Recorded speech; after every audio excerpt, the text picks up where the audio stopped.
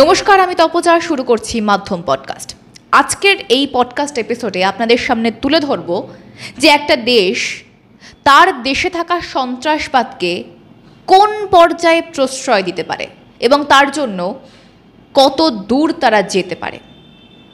দেখুন, জঙ্গিদের মদতদাতা পাকিস্তান, একথা বারংবার প্রমাণিত হয়েছে। অপারেশন সিঁদুরের পর সেই প্রমাণ ভারতের হাতে নিজেই তুলে দিল পাকিস্তান।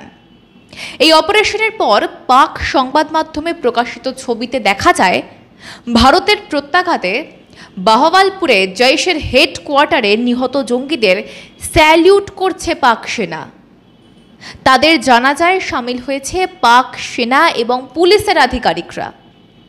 শুধু তাই নয়, অ্যাম্বুলেন্সে করে জৈশ জঙ্গিদের দেহ নিয়ে যাওয়া হচ্ছিল তখন Pakistan army core of military police তাদের স্যালিউট জানাচ্ছিল। মুরিদকে জঙ্গি ক্যাম্পে খতম হওয়া জঙ্গিদের সারিবদ্ধ কফিনের সামনে দাঁড়িয়ে শ্রদ্ধা জানাতে দেখা গিয়েছে পাকিস্তান সেনার নামকরা আধিকারিকদের। এখানেই শেষ নয়, জঙ্গিদের কফিনবন্দি দেহ ঘাড়ে করে নিয়ে যেতেও দেখা গিয়েছে পাক সেনাকে। এমনকি জঙ্গিদের কফিনও মুড়ে দেওয়া হয় পাকিস্তানের পতাকায়। এই আবহে জঙ্গিদের শেষকৃত্যে হাজির থাকা পাক সেনা অফিসারদের নাম সামনে এনেছে দিল্লি। ভারত যে ছবি প্রকাশ করেছে তাতে শেষকৃত্যের অনুষ্ঠানে দেখা গিয়েছে লস্কর-ই তৈবা জঙ্গি হাফিজ আব্দুল রাউফকে। আমেরিকার তৈরি সন্ত্রাসবাদীদের তালিকায় বিশেষভাবে চিহ্নিত তার নাম। ভারতের প্রত্যাঘাতে এই শিবিরে থাকা 3 শীর্ষ কমান্ডার সহ একাধিক জঙ্গি খতম হয়েছে বলে জানা গিয়েছে। 3 শীর্ষ কমান্ডার হল কারি আব্দুল রফিক, খালিদ এবং মুদাসসির। তাদেরই শেষকৃত্যের ছবি প্রকাশ করেছে ভারত, এমনটাই জানা গিয়েছে। যে পাক সেনা ও পুলিশ আধিকারিকরা জঙ্গিদের শেষকৃত্যে অংশ নিয়েছিলেন তারা হলেন পাক সেনা লেফটেন্যান্ট জেনারেল ফয়াজ হোসেন শাহ।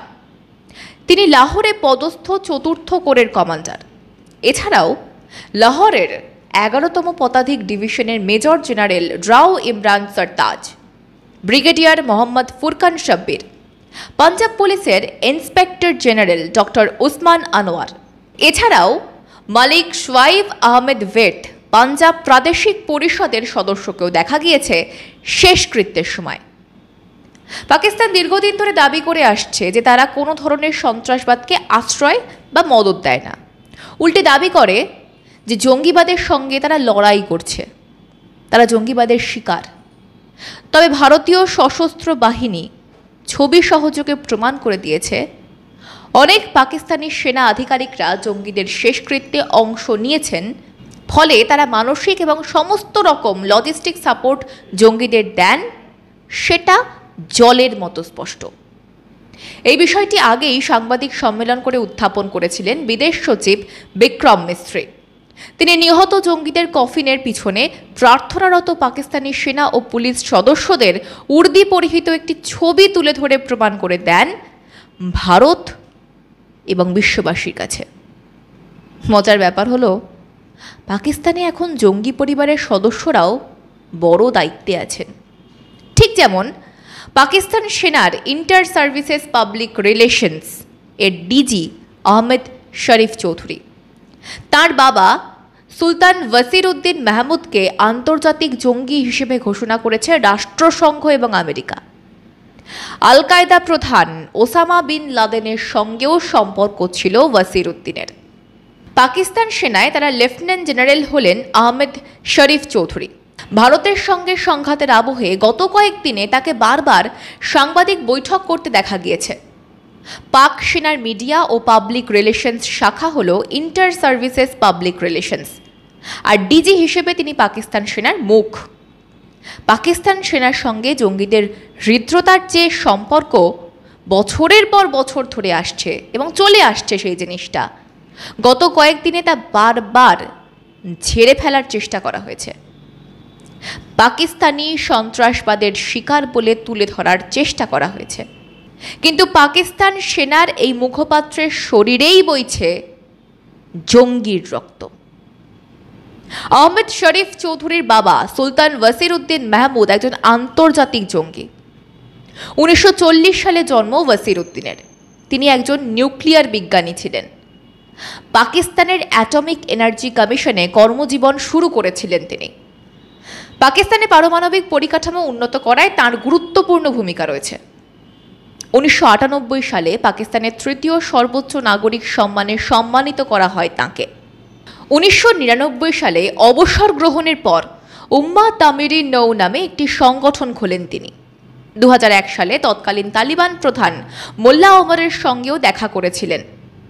তদন্তে উঠে আসে আল কায়দা এবং তালেবানকে রাসায়নিক, জৈবিক এবং পারমাণবিক অস্ত্র সংক্রান্ত তথ্য দিয়েছিল ইউটিএন। পারমাণবিক অস্ত্র তৈরিতে কী ধরনের পরিকাঠামো দরকার সেই তথ্য আল কায়দাকে দিয়েছিলেন ওয়াসির উদ্দিন। তাকে আন্তর্জাতিক জঙ্গি ঘোষণা করেছে আমেরিকা। রাষ্ট্রসংঘের নিরাপত্তা পরিষদের সন্ত্রাসবাদীর তালিকাতেও রয়েছে তাঁর নাম। বর্তমানে ইসলামাবাদে অজ্ঞাত পরিচয়ে বাস করেন বলে জানা গিয়েছে।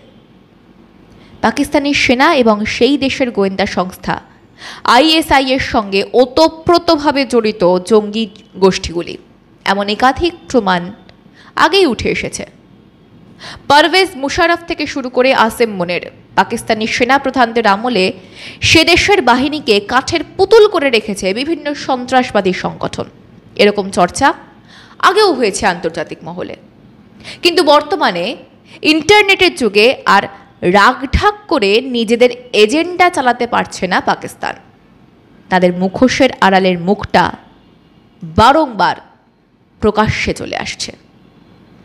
আজ এই পর্যন্তই। আপনাদের মতামত জানান আমাদের কমেন্ট বক্সে। সঙ্গে থাকুন, দেখতে থাকুন মাধ্যম।